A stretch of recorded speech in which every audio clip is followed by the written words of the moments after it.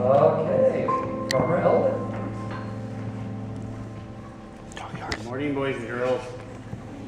Good morning, boys and girls. Good morning. How are you today? We like to hear the grandpa tell stories about what it was like when he was growing up as a little boy. Anybody like it, Grandpa? No, Grandpa? Say your question. How about who's about 10 years old? That's about the age we were growing up on the farm. It was sort of like a little house on the prairie. When we first moved to the farm, we didn't have any electricity even. That means no television, no telephone, not even running water. Well, running water meant, well, you run out to the well, pump some water into the bucket and bring it back to the house. So anyway, growing up the farm can be fun at times, but it also was a lot of hard work, and sometimes it was dangerous. Well, I'm sure our parents said many prayers for our safety as we were growing up on the farm, but they took us to church every Sabbath, except when it snowed too much.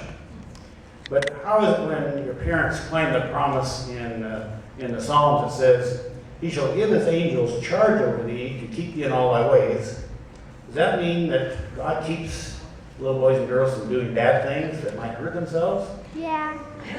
Well, he may tell you when it's wrong, but he doesn't keep you from doing it.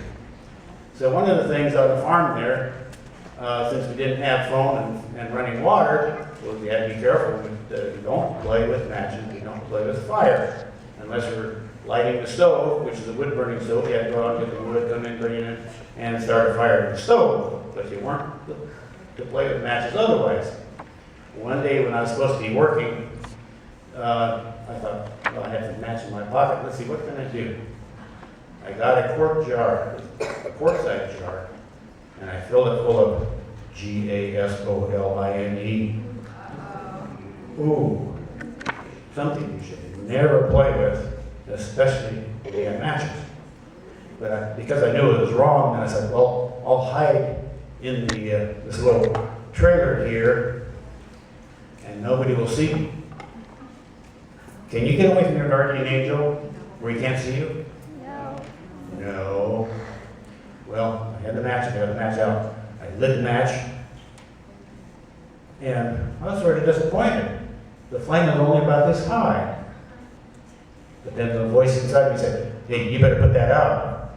That glass is going to get hot, it's going to break, and there's going to be fire all over the place. You'll burn down this wooden wagon, and the house needs to catch on fire. Better put out fire. Well, how do you put out fire? You can't pour water on it. The little voice told me, put your foot on it carefully. So pretend it's my foot. I put my foot on it very carefully and put out the fire. And the angel kept me from spilling it and catching myself on fire. Well, sometime later, it was the springtime. Now, in the winters there, of course, in South Dakota where we grew up, when the winters get cold, we had to put straw around the house, straw and hay around the house to keep the wind from blowing through all the cracks. And now it's the springtime, and we had to water our trees. So while we were pumping water into this, let's say this is a big barrel, and we're pumping water from the well, and we pour bucketfuls of water into the well, our younger sister was playing with matches around that straw in the house. You know, you light the little straw and let it burn down and put it out. Well, my dad looked over there, and here there's a fire right beside the house. What do? Get out your cell phone and call 911 for the fire department? No, we didn't have phones then.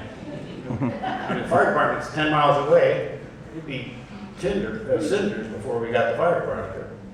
So fortunately, we just filled up this barrel full of water, and we already had the tractor hooked up to it.